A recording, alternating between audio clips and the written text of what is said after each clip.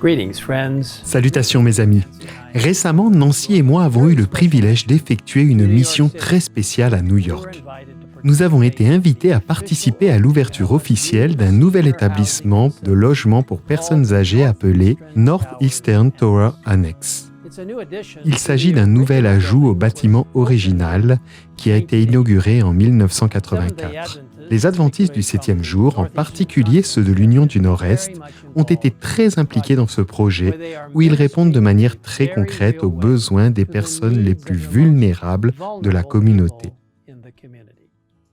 Plusieurs dirigeants gouvernementaux et civiques étaient présents lors de l'inauguration et nous avons eu la merveilleuse occasion d'interagir avec eux, partageant notre mission et notre vision de servir les gens comme Jésus l'a fait au niveau physique, mental, social et spirituel. Être capable d'aider les personnes dans le besoin dans ces 4 aspects différents, qui sont, je le répète, physique, mental, social et spirituel, est au cœur de ce que nous sommes en tant qu'adventistes du 7e jour et dans le monde aujourd'hui, dont les besoins sont plus grands que jamais, surtout dans les villes. Depuis quelque temps, la population mondiale s'est déplacée vers les grandes villes du monde et Dieu nous appelle à atteindre ces personnes. Il y a quelques années, nous avons mis un nouvel accent sur la mission dans les villes. Cet accent est encore très nécessaire et va de l'avant aujourd'hui. C'est une œuvre qui réunit tous les aspects du travail de l'Église dans son approche pour atteindre les multitudes des villes. Et elle recevra la bénédiction de Dieu si elle est faite selon sa volonté et avec un cœur humble.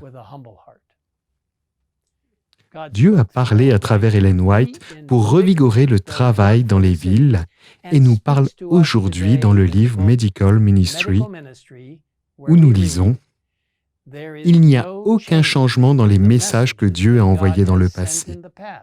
Le travail dans les villes est essentiel pour cette époque.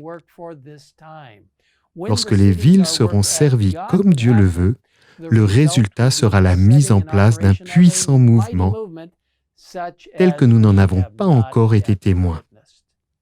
Tel est le message que Dieu nous adresse aujourd'hui en réponse au réveil et à la réforme.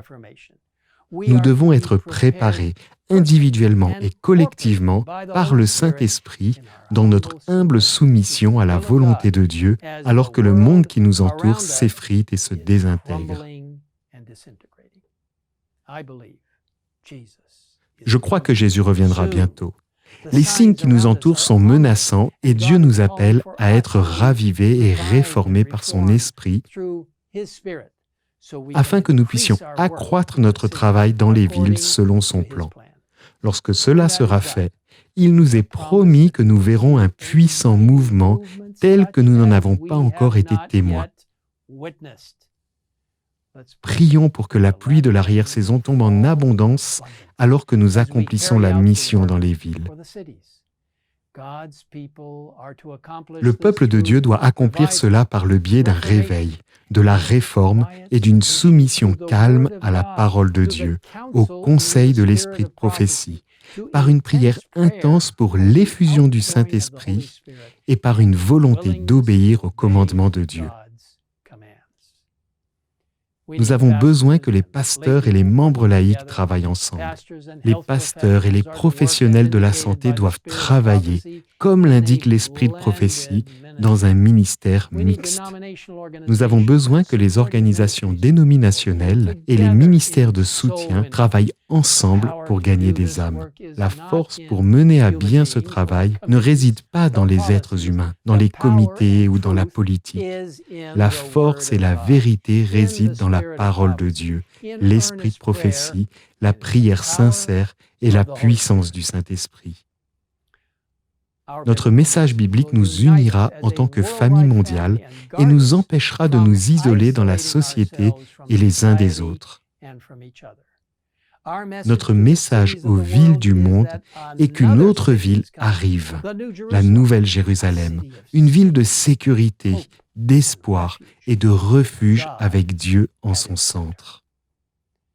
Lorsque Jésus était sur terre, il a pleuré sur la vieille ville de Jérusalem. Lors de son entrée triomphale, il est arrivé à un point surplombant la ville et il s'est arrêté. Jérusalem était là, dans toute sa gloire. Reflétant la lumière du soleil couchant, le marbre blanc pur des murs du temple et les piliers couverts d'or offraient un spectacle éblouissant.